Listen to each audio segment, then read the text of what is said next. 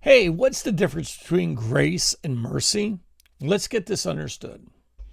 Mercy requires an act of judgment, a guilty verdict.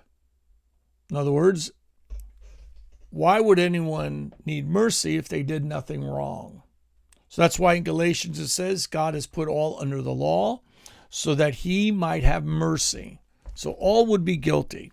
We're all guilty. We're all guilty. We've all sinned. We've all fallen short of the glory of God. Therefore, we need mercy. Now, there is mercy given to all of us that we're still breathing. So that's a first stage of mercy, right? That we're here. But let me explain mercy. Mercy is when you get it wrong. But what is grace then? What is grace? Is grace forgiveness? No, grace isn't forgiveness. Grace is God. Listen, grace is God's favor upon you. And now it's the abundance favor as if you're like the most perfect person in the world. Let's read this in Scripture and let's look at this together. And I want to read this out of the Amplified because it says it so well. When it's talking about coming onto the throne of grace, listen to what it says here. Let us therefore come boldly, Hebrews 4:16, to the throne of grace, that you may obtain a mercy and find grace to help in the time of need. Now listen to what it said. You know, it said obtain mercy. Mercy is forgiveness. Mercy is where, man, I screwed up, God. I need mercy. That's why mercy needs to be new every day. It's fresh every day upon me. Mercy is so fresh upon me every single day.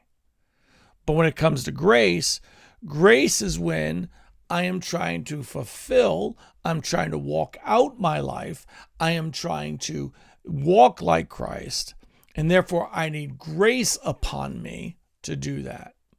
That's the power of God resting upon me. And I'm going to give you another scripture that really quick. And it's found in 1 Corinthians or 2 Corinthians 12. It's one of my favorite passages in all of Scripture. It's up there in my top 2,000. And the reason is because I don't think you hear a lot of people say that when they sin, they go, oh, God, grace. Oh, God, oh, there I go, but grace. It's not what actually, but for grace, there go I, means if it wasn't for the power of God on my life, I would go down that road. Okay, it doesn't mean he's forgiven me by grace. He's forgiven me through mercy. Now listen, chapter 9. And he said to me, my grace is sufficient for you, and my strength is made perfect in weakness.